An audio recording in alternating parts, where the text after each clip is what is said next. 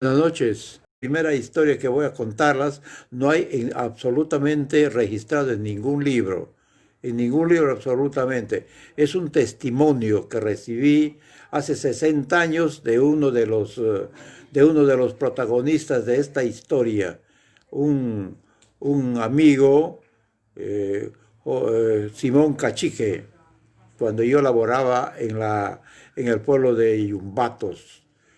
Empezamos, amigos, a contarles de lo que estábamos anunciando, la historia de dos espías durante la guerra con Ecuador el año 1943. Hace más, hace más o menos unos 60 años por ahí, recuerdo, más o menos del año 1957, por ahí, un compadre mío que estuvo en la guerra con Ecuador del año 1943, un día me contó esta historia que le voy a contar. Lo que él fue uno de los protagonistas. Era de Lamas, pero vivía en un pueblito llamado Yumbatos, donde en esa época yo trabajaba de profesor. Era director de una escuela, pero era yo director de una escuela primaria donde había un solo maestro. Yo era el director, era el auxiliar, lo que llevábamos ese tiempo. Yo hacía todo, ¿no? Todo. Y era una escuelita unidocente, ¿ya?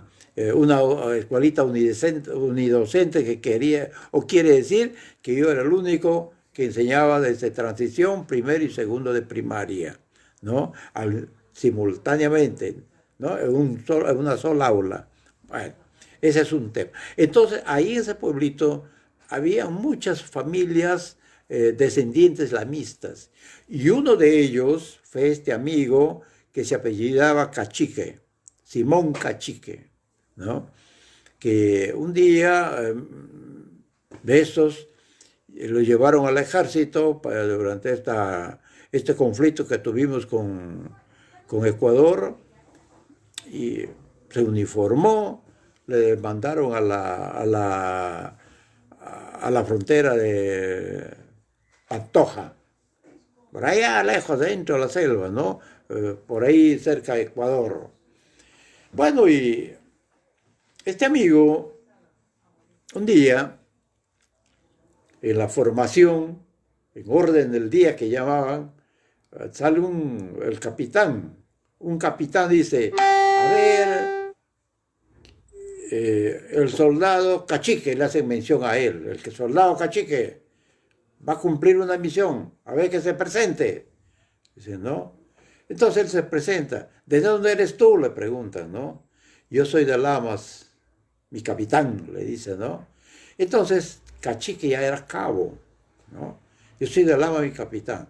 Ah, o sea que este capitán sabía lo que era Lamas, ¿no? ¿Cómo es que le dijo, lo de Lamas, ¿de qué barrio eres? Yo soy del Huayco, soy indígena, dijo él, con mucho orgullo. Yo sé que los indígenas conocen mucho la selva, pueden caminar por los bosques, saben orientarse, y tú vas a hacer un papel fundamental, vas a cumplir un papel, ¿ya? Entonces le encargan con otro compañero, con un soldado del Marañón, le dice, van a irse ustedes, ¿no? A hacer un reconocimiento, ¿ya? A las avanzadas de Ecuador, ¿no? A la frontera, pues, ¿no? A donde estaba el cuartel de los ecuatorianos. ¿Ya? Entonces, les vistieron de ropa indígena de esa zona, de la frontera, las tribus que hay por esa zona, ¿no? Entonces, vestido de ellos, sobrados, pues llegaron hasta el mismo campamento de los soldados ecuatorianos, haciendo todos los gestos, todo igualito de esas familias que viven por ahí adentro, ¿no? En los bosques, no saben, no sé si ahora, pero en ese tiempo no sabían si eran peruanos o eran ecuatorianos, porque ellos caminaban bien en territorio peruano o en territorio ecuatoriano, por ahí en las fronteras, yéndose de Pantoja más al fondo, ¿no? Caminando más de un día para adentro. Entonces ellos tenían que hacer un reconocimiento a esa avanzada, ya una o dos o tres veces, ¿no? Pero siempre así vestidos. Ellos no hablaban cuando llegaban, se hacían pasar de indígenas de las tribus, de esas tribus de ahí, de esa zona. Y los ecuatorianos, creyendo que efectivamente eran de las tribus por ahí vecinas, ellos pues les daban todas las atenciones.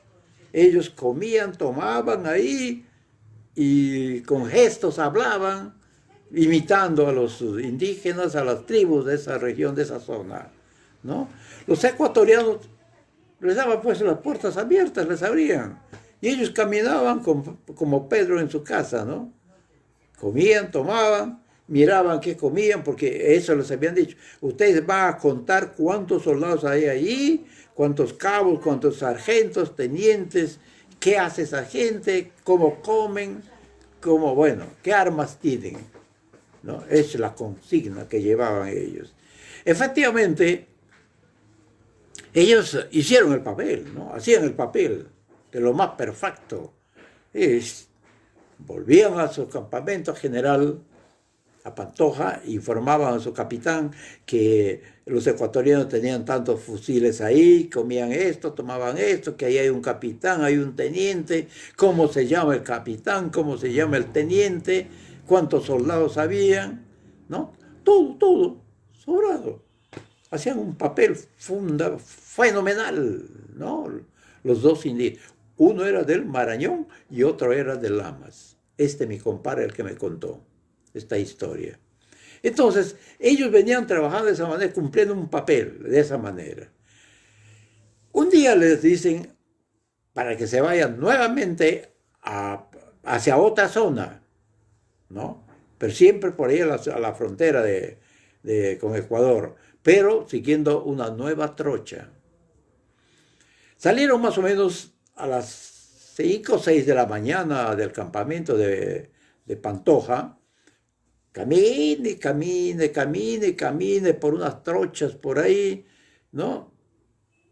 Era más o menos ya a las 4 de la tarde. Y en los bosques altos, en la selva alta, pues a las 4 de la tarde ya desaparece el sol, ¿no? Los árboles, la oscuridad viene ya rápido, ¿ya? Porque el sol ya está desapareciendo. El sol se encarga, los árboles, ¿no? Los frondosos bosques. Entonces comienza a oscurecerse.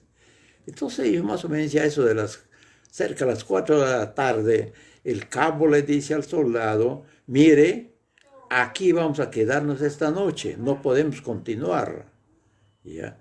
Entonces vamos a hacer una fogata y mientras yo haga el tambito, el tambo, para el campamentito de esa noche, para protegerse de una supuesta lluvia de repente, entonces le ordena al soldado, mientras yo haga esto, tú vete y consígate los palos secos, los trozos, ¿no? Para hacer la fogata, que sean secas, le dice, ¿no? Por ahí debe haber, aquí cerca nomás, ahí nomás, ¿ya?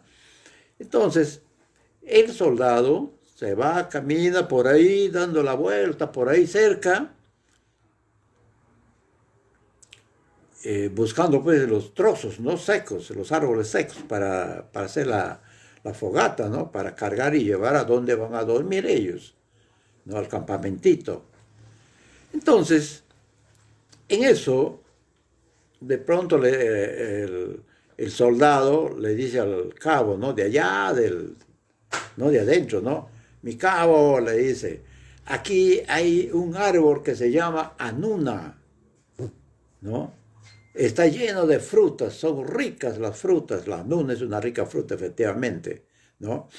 Y voy a subir a cogerlas, le dice, ¿no? Para llevar al campamentito, le dice, ¿no?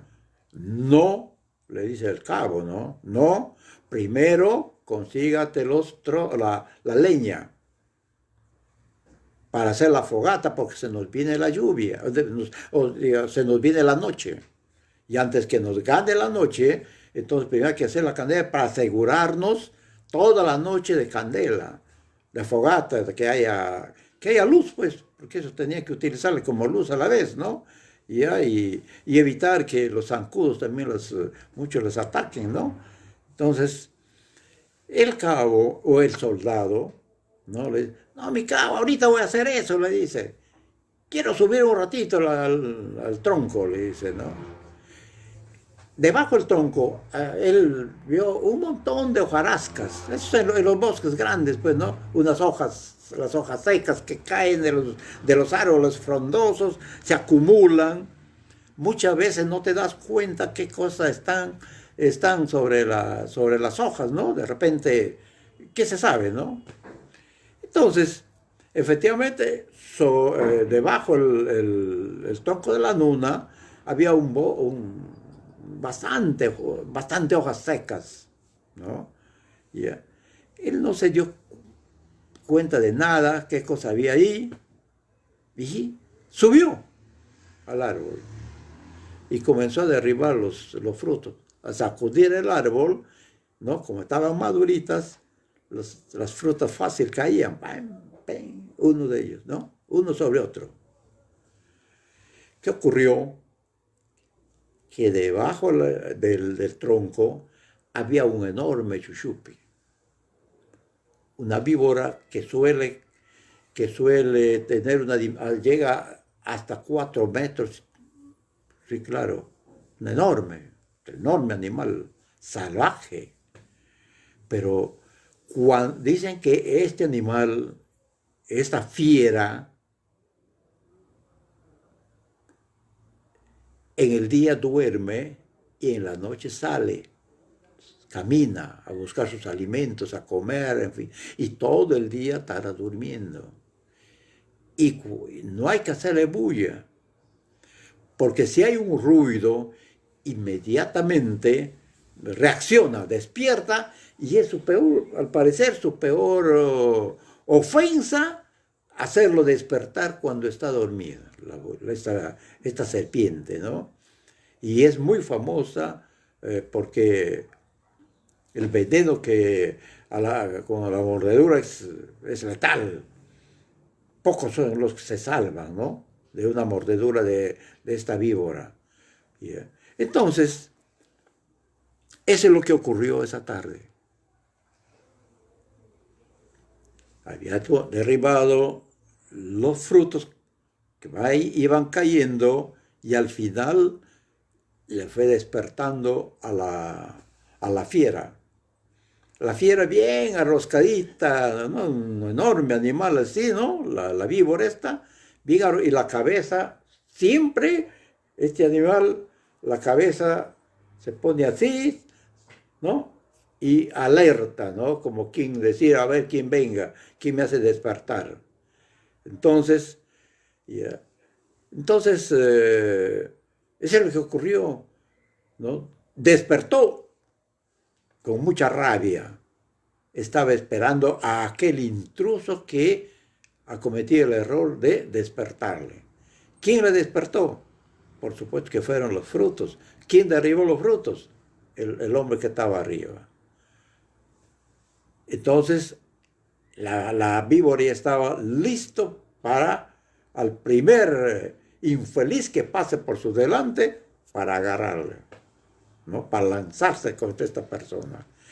El soldado, al bajar de 1 metro más o menos, ni se daba cuenta de la víbora, porque se confundía, el color de la víbora se confundía entre las hojas secas y las hojas amarillas o verdes, que había pues a montones ahí, ¿no? Que iban cayendo, ¿no? En esos bosques altos, ¿no?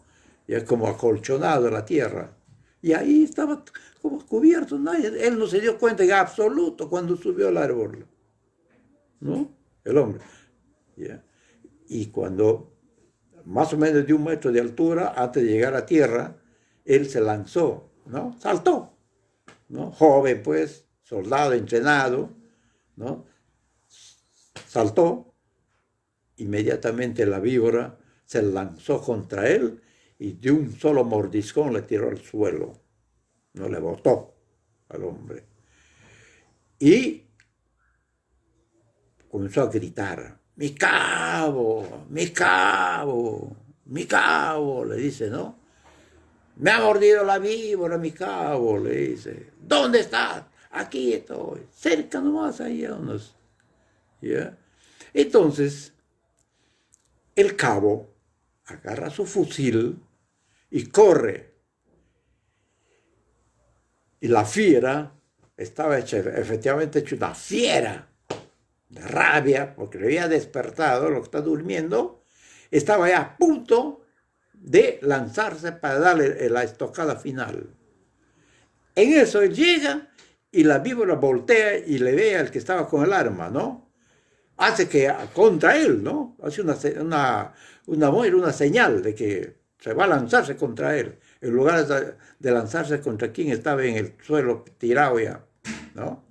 Y entonces el cabo, Cachique,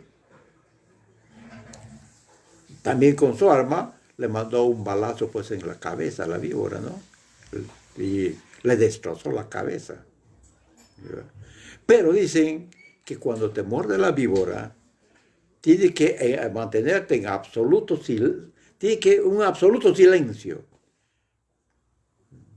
No tiene que haber una sola bulla, porque los efectos del veneno de la víbora va de frente al cerebro y no te perdona la vida. ¿Ya? Tienes que morir. ¿Ya? Entonces, el soldado, desde ese momento comenzó mucho más todavía a grabarse ¿no? Inmediatamente y a gritar, me muero mi cabo, me muero mi cabo. El cabo vino, le abrazó, lo levantó, le puso en sus hombros, ¿no? Así para ayudarlo, era un tremendo soldadazo, ¿no? Tremendo grandazo, igual que el cabo, ¿no? Y entonces se le está llevando al campamentito, ¿no? Y el soldado solamente le dice, mi cabo, me muero, mi cabo. No vas a morirte, le dice él, no vas a morirte, vamos al campamento. Le carga, arrastrándole casi. Y ya él sentía que estaba muriéndose y le dice al cabo, mi cabo, le dice, yo soy del Marañón, soy de tal pueblo. ¿Ya? Y tengo ahí en el cuartel donde duermo, tengo este me lo llamaban baúl, ¿no? Era de madera, lo que les daban a los soldados, una caja, ¿no? Como maletas, que ahora llamamos. Entonces le dice, allá en mi maleta tengo mis cositas.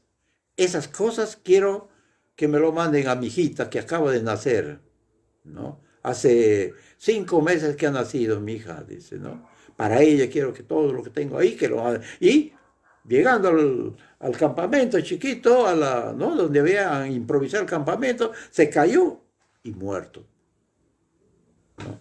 En menos de 20 minutos murió el soldado y le apuró la muerte el sonido del fusil, pues fuerte, y se fue de frente a la cabeza y no le perdonó la vida. Ahora, el tema era que el cabo Cachique toda la noche tenía que dormir junto al soldado. ¿A dónde le va a llevar? ¿Cómo le va a cargar? ¿Dónde le vaya a poner? Él con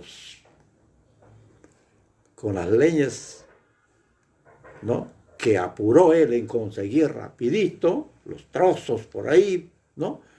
Prendió la fogata para tener toda la noche candela, ¿no? Para tener algo que le acompañe. Y ahí a su costado el muerto, el hombre, el soldado muerto, ¿no? Y mi compadre, el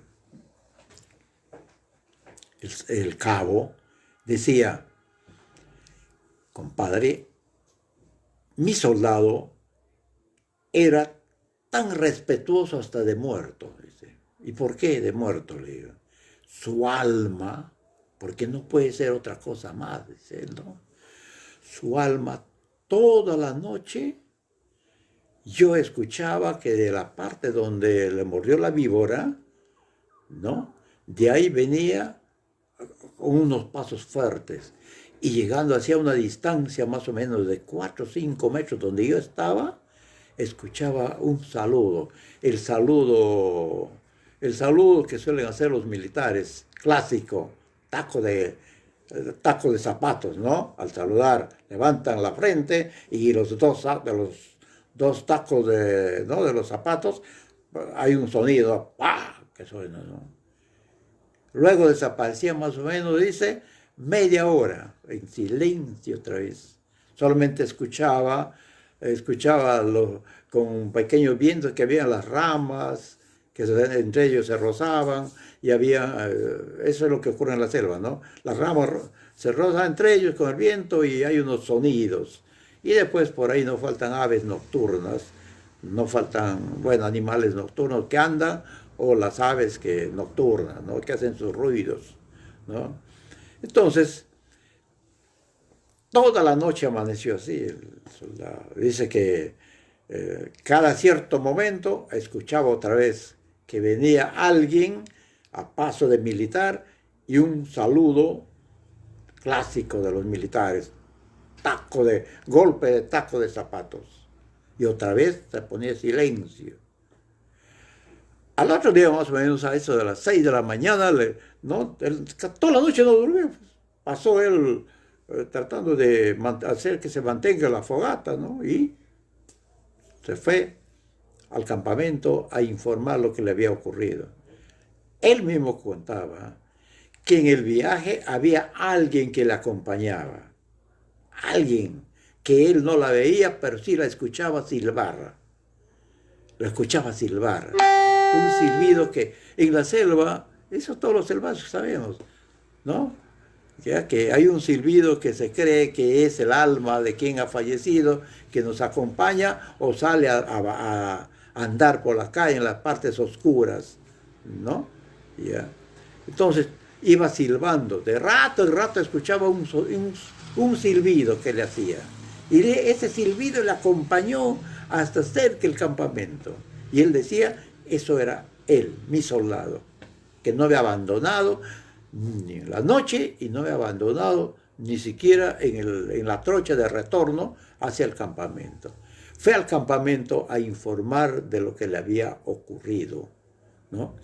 Y bueno, informó él, luego el capitán ordenó una comisión para que vaya a recoger pues, el cadáver, ¿no? Efectivamente, ¿no?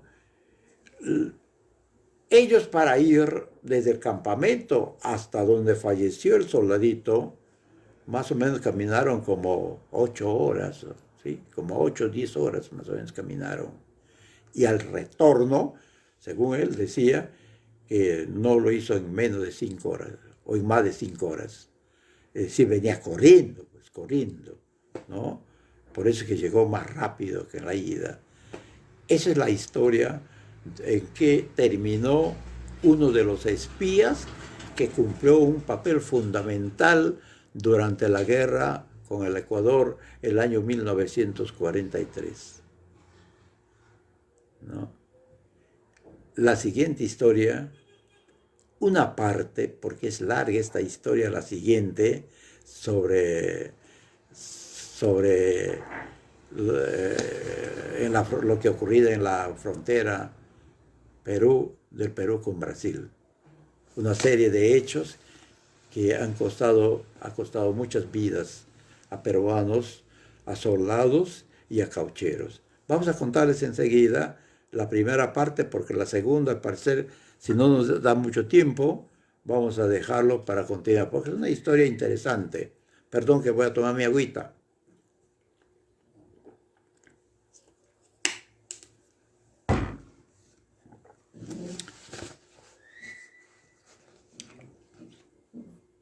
Decíamos, mire, el Perú nunca tuvo una guerra declarada con Brasil. No le ha ocurrido nunca, como nos ha ocurrido con Chile, como nos ha ocurrido con Ecuador y con Colombia, ¿no? Con Bolivia tampoco ha habido una guerra, sí, por problemas de terreno, de territorio, ¿no? De límite de territorio. Pero sí con Ecuador, y eso lo sabemos todos, que Ecuador, Chile y Colombia. Con Ecuador, con Brasil nunca hubo una guerra declarada. Pero sí los brasileños han aprovechado para extender su país del abandono que hacía el Estado, el gobierno peruano, todos esos territorios que hoy es parte del Perú y de otros que lo hemos perdido, ¿no? Porque ha habido un convenio, ha habido un tratado entre el gobierno español y Portugal, cuando el Perú era colonia española y Brasil era colonia portuguesa, ¿no? Ha habido un tratado que a raíz de una guerra entre ellos por territorios, tanto de la colonia española como por la colonia en disputa de territorios, ¿no? Los brasileños nunca han querido reconocer ese tratado que hubo entre España y Portugal. Entonces, sin embargo, nuestros gobiernos, por esas disputas políticas que habían después de la proclamación de la independencia, no se preocupaban más en luchar por el poder, ¿no?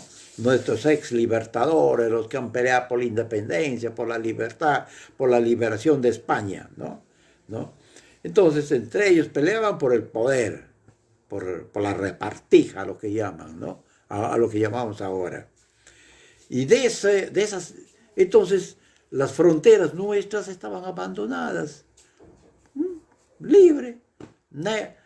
Claro, decía, hasta aquí es aquí está nuestro límite. Pero los brasileños entraban, por supuesto que los peruanos también entraban, sobre todo en la época del caucho, ¿no?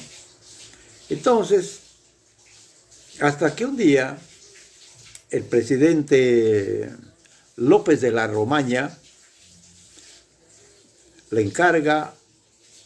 le nombra prefecto del departamento de Loreto al coronel Pedro Portillo. Coronel Pedro Portillo fue un excombatiente, un sobreviviente de la guerra con Chile. Un hombre muy correcto, un hombre que conocía la Amazonía como la palma de su mano. Y no era de ahí, era de Huaura, de Huacho, por aquí era. Me parece de Huaura, ¿no?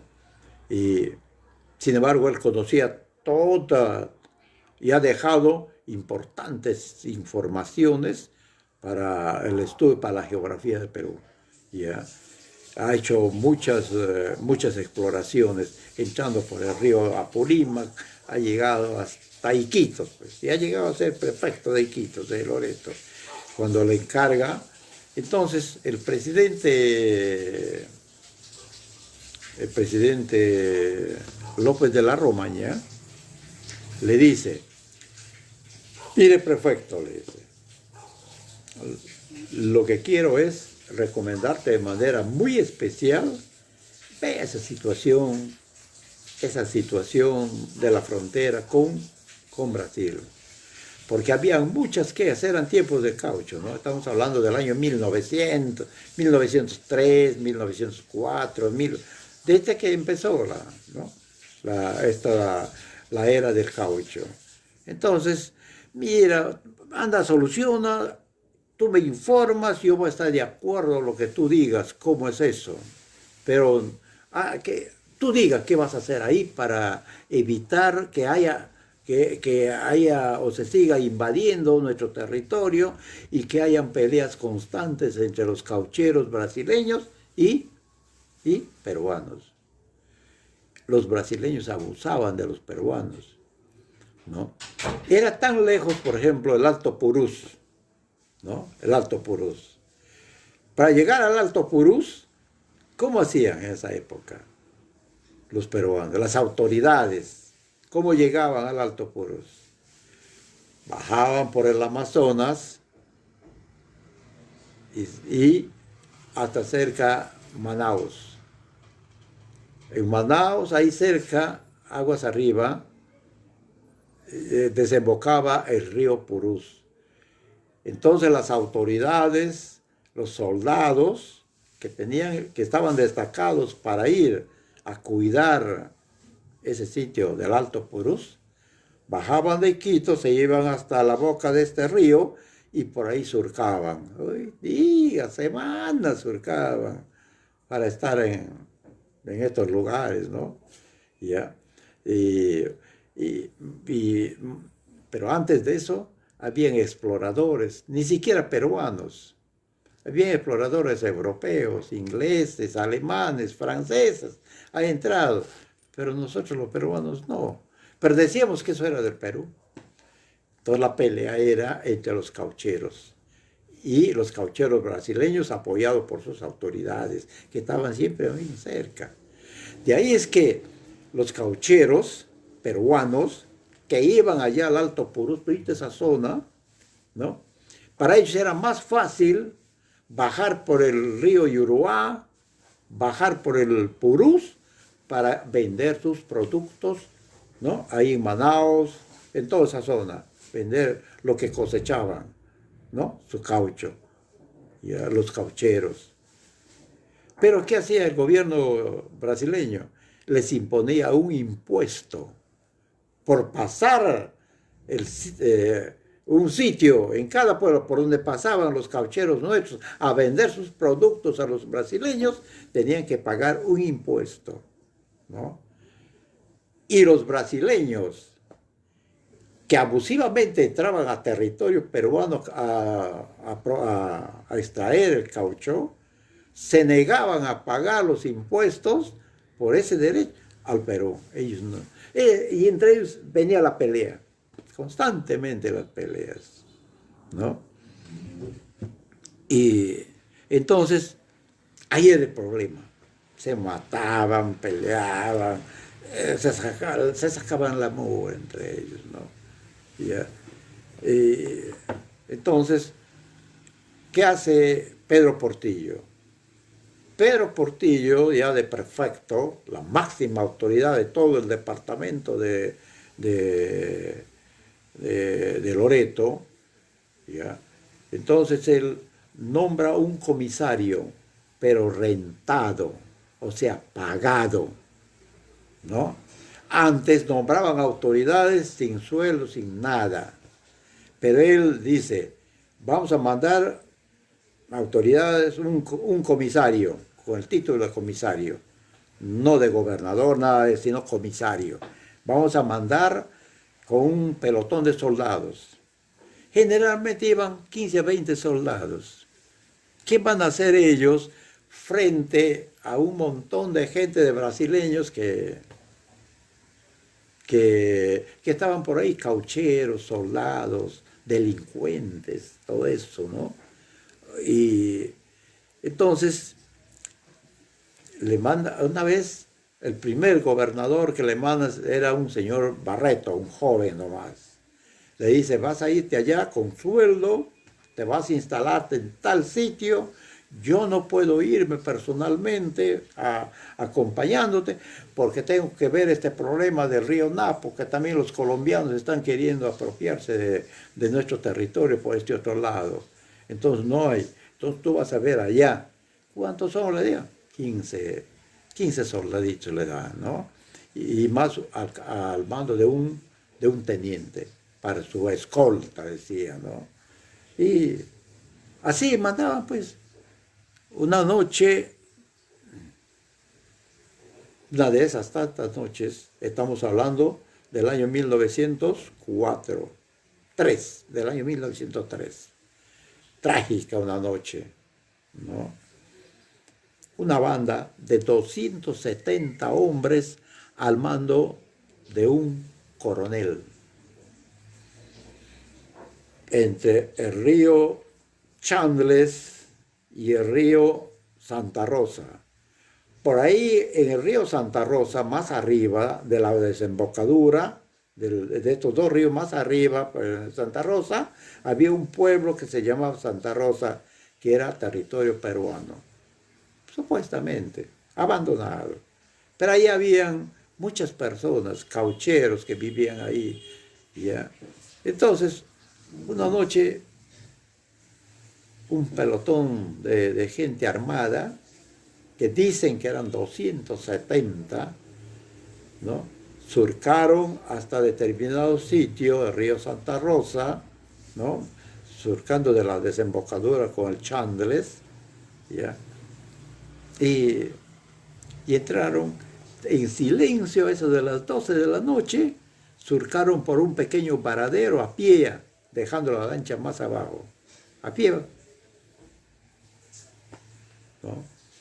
Llegaron, todo el mundo descansando, todo el mundo durmiendo, cansados todo el día de trabajar adentro del bosque, sacando el caucho, todas esas cosas, ¿no?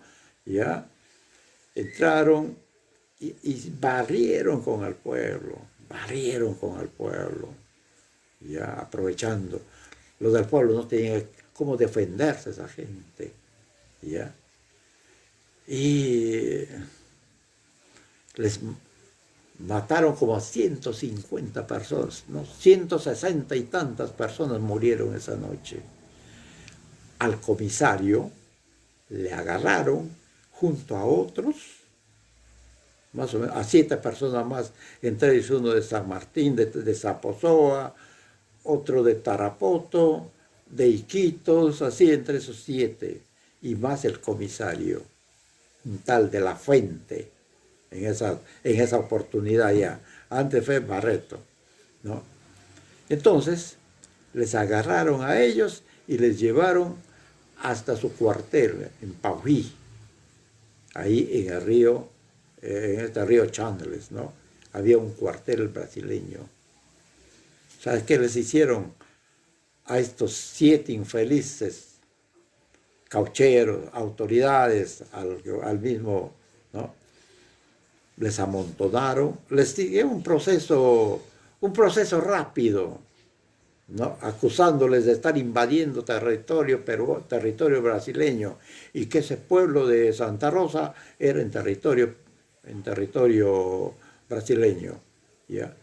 A ellos, en un proceso rapidito, al día siguiente, les mataron a los 7, sobre ellos amontonaron una cantidad de leñas, palos secos, leñas, los rociaron con gasolina y todos se convirtieron en ceniza. Así les hacían a esta gente, a nuestros compatriotas, los brasileños. Eran salvajes, imagínense, ¿ya? Entonces, y así un montón de atentados. El prefecto, cuando enviaba comisarios, ¿no?, a esa zona, les aconsejaba, les decía: mire, ustedes se van a cuidar los intereses del país, a esa zona, pero no acepten la amistad en absoluto de ningún brasileño que vaya a llegar allá. Van a llegar haciendo los buenitos, como, ya, interpretando lo que les decía, digo yo, de buenitos. Es decir, van a llegar que son buena gente, caballeros, a todo cabal, ¿no? Pero no se fíen, no se confíen, no los reciban, no hagan amistad, porque al otro día les van a matar, al otro día les van a atacar. Son espías, ¿no? Un día uno de esos gobernadores, ya llegaron, pues allá, se instalaron, todo eso, ¿no? Y llega un señor elegantemente vestido. Decía que era comerciante. Fue llevando unas cosas para vender y pidió hablar con el gobernador, diciendo que le traía el saludo del coronel jefe de ahí, de vecinos de Brasil, y que él quería conversar, ¿no? Con este gobernador o con el comisario La Fuente, ¿ya? Y este hombre, este comisario nuestro, el peruano, ese rato que se olvidó la advertencia que le hizo el coronel Pedro Portillo, ¿no? Se olvidó, ¿no? Ya, de que le advirtió que no reciba a ningún brasileño en su campamento y en ningún sitio procure no hacer amistad con ellos, porque no son confiables. Y este hombre, cuando llegó el brasileño, llegó pues, le impresionó al gobernador, al comisario peruano, le saludó con la mayor corrección, era todo un caballero, tomaron hasta un café, ¿no? Todo un caballero. Bendito Dios, se había olvidado del prefecto, coronel Portillo, el valeroso hombre que luchó en la guerra con Chile y tenía mucha experiencia, conocía mucho lo que era de esa época los brasileños caucheros, las mismas autoridades, ¿no? De las fronteras. Se olvidó, le recibió, comieron, tomaron, le invitó un café, y bueno, resulta que era un espía. Era un espía. Igual como les hemos hecho nosotros a los ecuatorianos, ¿no? De la historia anterior, ¿no? Que llegaban vistiéndose de indígenas que no saben hablar castellano y no hablaban con nadie, tenían su propio lenguaje, mejor no hablaban pues, ellos, ¿no? Entonces, es lo que ocurrió en la primera historia. Y en esta otra también aparecían pues bien vestidos, elegantes. Ay, carambas, ¿cómo? Entonces, yo veo que esta gente es buenísima gente, mire. Yo no sé por qué el coronel, el prefecto de Loreto nos ha prohibido, nos ha advertido que no hagamos amistad con... Decían, al otro día les estaban atacando. Venían ejércitos a agarrarles, a tomarles presos, ¿ya? Y han muerto ahí muchísima gente. Había un comerciante da Rosa, a ver, permítanme su nombre que se me ha ido. Este hombre, da Rosa, era un comerciante que llegó a Iquitos, y en Iquitos le dieron la bienvenida, le trataron de lo mejor a este hombre, al brasileño. Incluso llegó a ser alcalde. Le nombraron, es que pues no había elecciones, ¿no? Para alcalde. Pero yo no sé de qué se valió y el gobierno peruano le nombra de alcalde de Iquitos, ¿no? A este hombre, ¿no? Era un comerciante,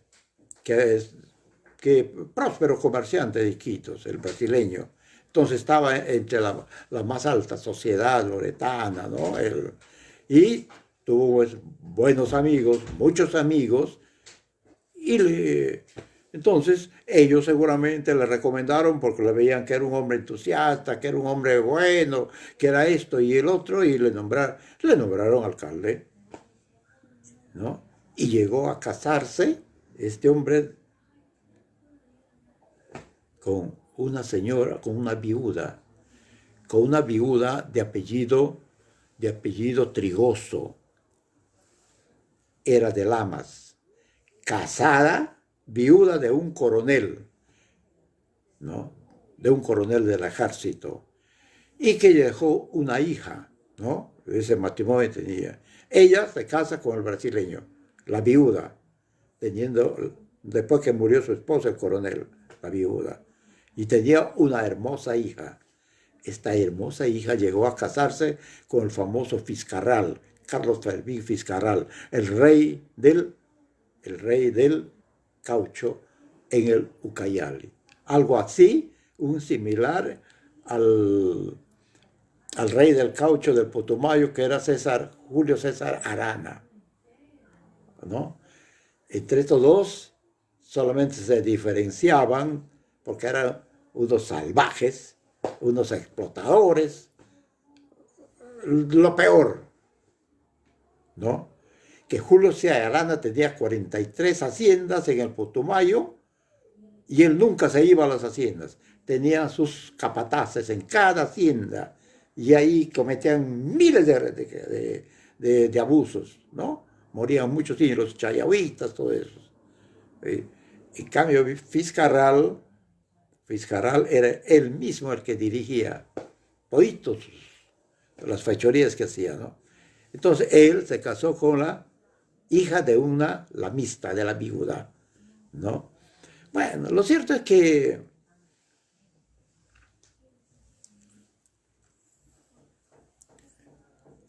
esta viuda, ¿no? La viuda llega pues a convivir, a casarse con el brasileño, con el alcalde, ¿no? Entonces la lamista, la lameña, era una gran persona. Se había convertido, pues, digamos, en la primera dama de la ciudad de Iquitos. ¿Quién como ella? La señora Trigoso, blanquita, buena moza, simpática, con los ojos azules. La auténtica lamista, pues, ¿no? De esos trigosos que hay seguramente del músico que acaba de fallecer, del sonido 2000, pariente lejano de esos trigosos, porque era bonita ¿ya? Entonces, ella se casa con el comerciante, pues la Rosa, ¿no? Pero, ¿qué ha pasado? Él luego deja de ser alcalde, ¿no? Y decide volver a su país, pero primero viene a Contamana. En Contamana pone su negocio un tiempo y luego se va hacia las fronteras de Purús y Uruá, por ahí. Fronteras con... Y sabe qué, cuando llega al otro lado, a la frontera, se convierte en el enemigo número uno de todo lo que era Perú, de todos los peruanos. Es decir, pagó con mucha ingratitud este hombre, casado con una lamista, ¿no?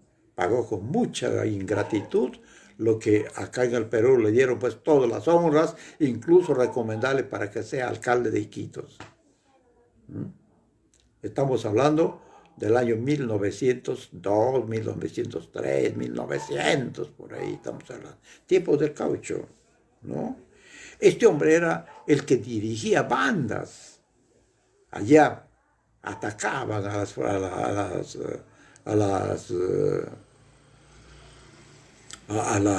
los peruanos, ¿no?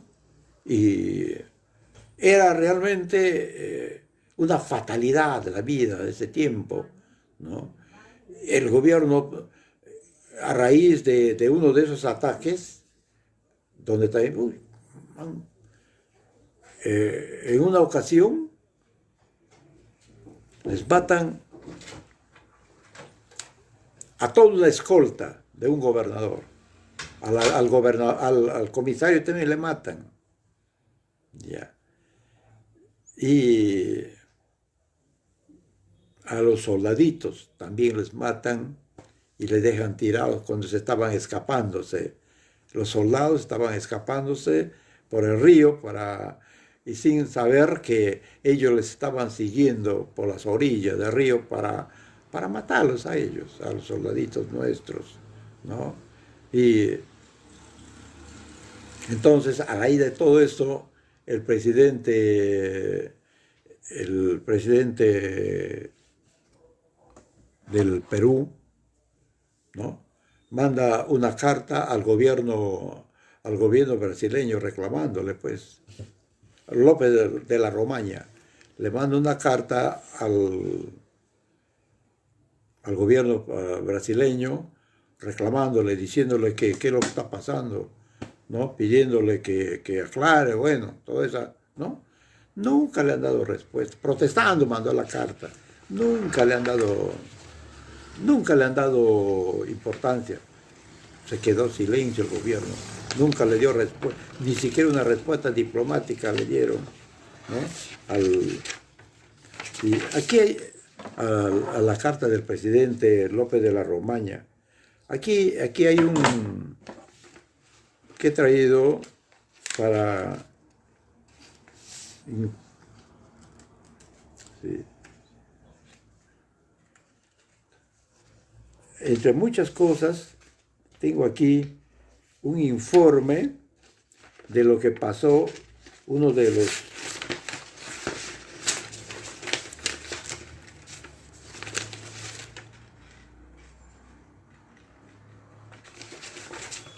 Me van a perdonar, me van a perdonar.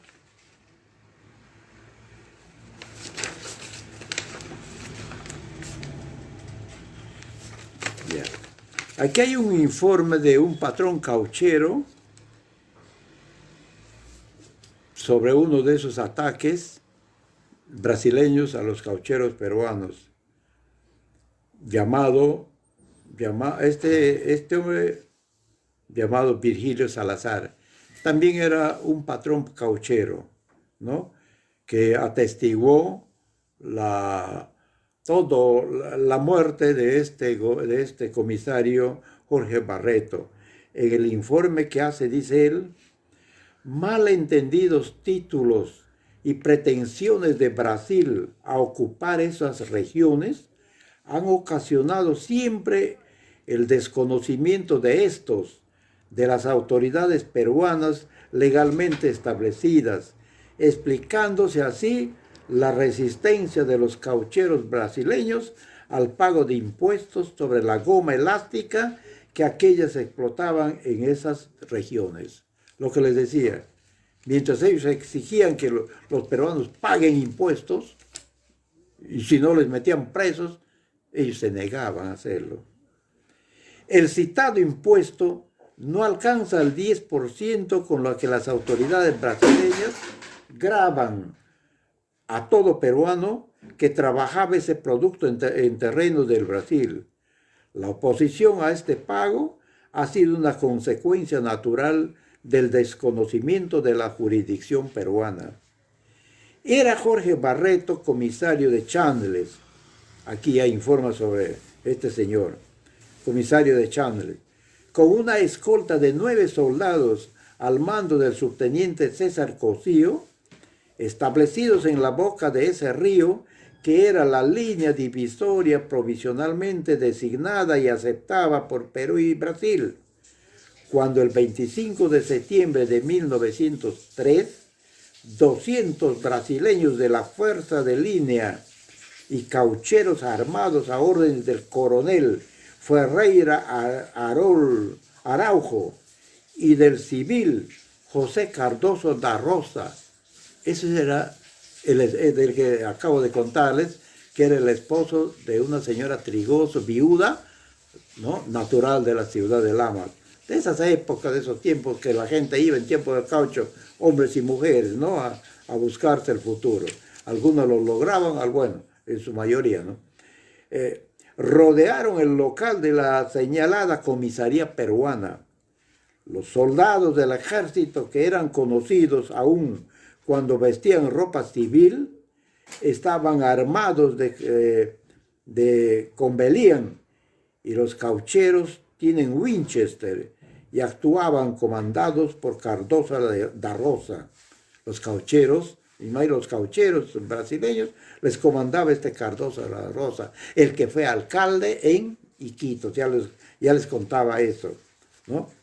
Y a las 2 de la tarde del 27 de septiembre de 1903, y después de 2 días de sitio, los mencionados jefes superiores destacaron al capitán Agustín Mareyes Quirós, capitán brasileño, ¿no?, estamos hablando, con una escolta de 50 hombres, para que intimara al comisario señor Barreto la inmediata rendición de sus fuerzas y que arriara acto continuo la bandera peruana, hasta entonces enarbolada en el local de la comisaría. Como Barreto se negó a aceptar estas condiciones, el capitán Mareyes regresó al campamento del coronel Araujo y de Cardoso da Rosa, a fin de darles cuenta de su comisión, resolviendo entonces avanzar con todas sus fuerzas, advirtiendo antes a Barreto, al peruano, ¿no? Al peruano comisario, que si hasta las 6 de la tarde de ese mismo día no se rendía, a discreción le atacarían con seguridad de éxito, sin admitir capitulación alguna, una vez adoptada esa determinación. Es el informe de Salazar. En esa difícil situación se presentaron al comisario Barreto los caucheros peruanos Augusto Vigil, Mariano Niño, Federico y Eliseo Yaña, para aconsejarle que ante la desproporción numérica de sus fuerzas, porque eran pues cuántos soldaditos tenía, ¿no? Frente a ellos, era más prudente acceder a las pretensiones brasileñas sin perjuicio de retirar y dar parte a la autoridad superior del incalificable atropello que cometían en su territorio netamente peruano. Barreto, el gobernador, el comisario peruano, hallando razonable el consejo, se comprometió a abandonar su puesto, conviniendo entonces el coronel Araujo y Cardoso da Rosa en que el comisario bajara en una canoa con 5 soldados aguas abajo en dirección a Manaos, y al subteniente Cosío, con los 4 soldados restantes, surcaran el Chandles en completa libertad desde ese momento, ¿no? Así sucedió sin dificultades para Barreto, que escoltado por 20 brasileños, llegó varios días después a Manaos, pero el subteniente Cosío, o sea el peruano, y su tropa fueron cobardemente asesinados por los 14 brasileños que al mando del capitán Emiliano A. Marea Fogo los esperaban en el trayecto para sorprenderlos y matarlos, por mandato del coronel Ferreira Araujo y Cardoso da Rosa. Les mandaron, lo que decía, les mandaron engañándoles. Ya vayan ustedes libres, a su comisario les vamos a llevar a Manaos y de ahí le vamos a devolver a Iquitos. Ustedes váyanse. Pero no fue con la mejor, con intenciones buenas, sino mientras se estén yendo para que de improviso, a la traición mejor dicho, los persigan y los van a matar. Eso es lo que está contando este patrón cauchero, de lo que él atestiguó este caso. Entonces, enseguida, los brasileños, estos jefes, que el capitán Quirós surcara el río Chandles con otros oficiales y 47 brasileños armados, a fin de apresar a los trabajadores peruanos de esos lugares y márgenes del río, cuya orden cumplieron, aprehendiendo el día 28 en el puesto Independencia a don Eliseo Vázquez, a quien le hicieron bajar en canoa a la boca del Chandles, escoltado por 10 hombres. Poco después apresaron a Virgilio Salazar, ¿no? O sea, a él, en su mismo tambo, dejándole allí detenido, y el día 29 rodearon el establecimiento Unión de don Carlos Charles, a quien, luego de apresarlo, bajaron todos hasta el campamento llevándoselo. El puesto Unión fue totalmente saqueado, robándose los baúles, las alhajas, dinero y mercaderías, entre tanto que Schaffer era un patrón descendiente alemán, patrón cauchero, pero peruano, ¿no? Y era remitido a este le remiten a Manaos con una escolta de 20 hombres.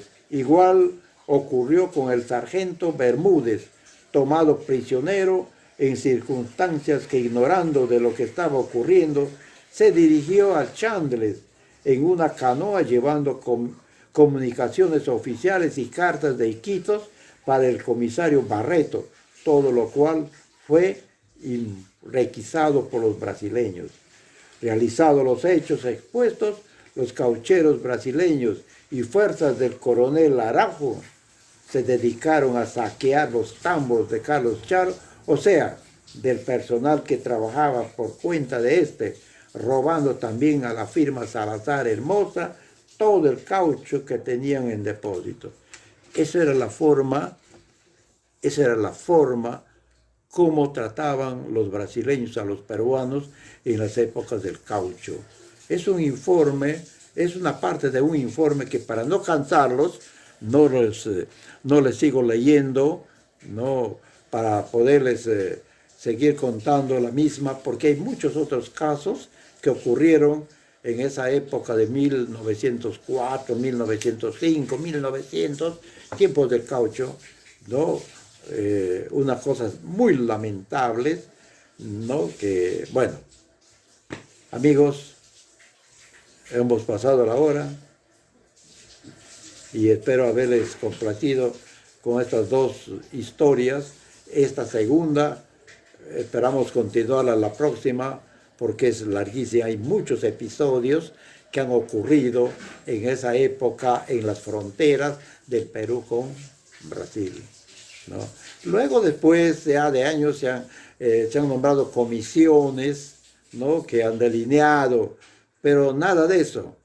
Los brasileños incluso pretendían llegar hasta el río Ucayali, ese era el plan de ellos, incluso llegar hasta el río Ucayali.